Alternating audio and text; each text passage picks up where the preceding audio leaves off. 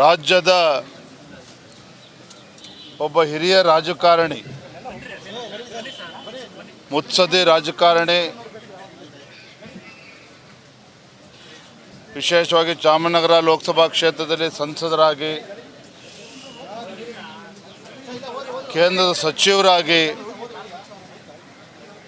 ತಮ್ಮದೇ ಆದಂಥ ಸೇವೆಯನ್ನು ಈ ನಾಡಿಗೆ, ದೇಶಕ್ಕೆ ಕೊಟ್ಟಿರ್ತಕ್ಕಂಥ ಹಿರಿಯರಾಗಿರ್ತಕ್ಕಂಥ ಮಾನ್ಯ ಶ್ರೀನಿವಾಸ್ ಪ್ರಸಾದ್ ಜಿ ಅವರು ನಮ್ಮೆಲ್ಲರನ್ನೂ ಕೂಡ ದೂರ ಆಗಿದ್ದಾರೆ.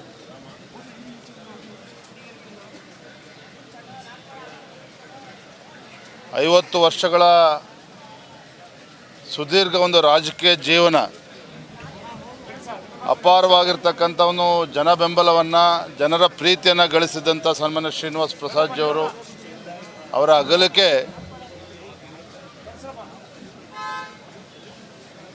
BJPಗೆ ಅಷ್ಟೇ ಅಲ್ಲ, ಈ ನಾಡಿಗೆ ಒಂದು ತುಂಬಲಾರದಂಥ ಒಂದು ನಷ್ಟ ಆಗಿದೆ.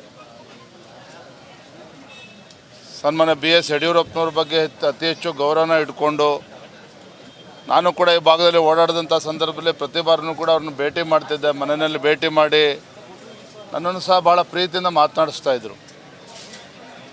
ಹಳೆ ಮೈಸೂರು ಭಾಗ ರಾಜಕಾರಣದ ಬಗ್ಗೆ ಹೆಚ್ಚು ಚರ್ಚೆ ಮಾಡ್ತಾಯಿದ್ರು. ನನಗೂ ಕೂಡ ಸಲಹೆಗಳನ್ನು ಕೂಡ ನೀಡ್ತಾಯಿದ್ರು.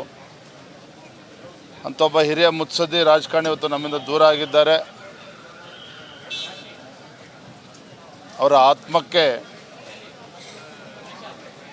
ಶಾಂತಿ ಸಿಗಲಿ ಮತ್ತು ಅವರ ಅಪಾರ ಬೆಂಬಲಿಗರು ಈ ಒಂದು ದುಃಖವನ್ನು ಧೈರ್ಯದಿಂದ ಎದುರಿಸ್ತಕ್ಕಂಥ ಒಂದು ಶಕ್ತಿ ಆ ಭಗವಂತ ಅವರ ಅಭಿಮಾನಿಗಳಿಗೆ ಕೊಡಲಿ ಅಂಥೇಳಿ ಸಂದರ್ಭದಲ್ಲಿ ನಾನು ಭಗವಂತನಲ್ಲಿ ಪ್ರಾರ್ಥನೆ ಮಾಡ್ತೇನೆ.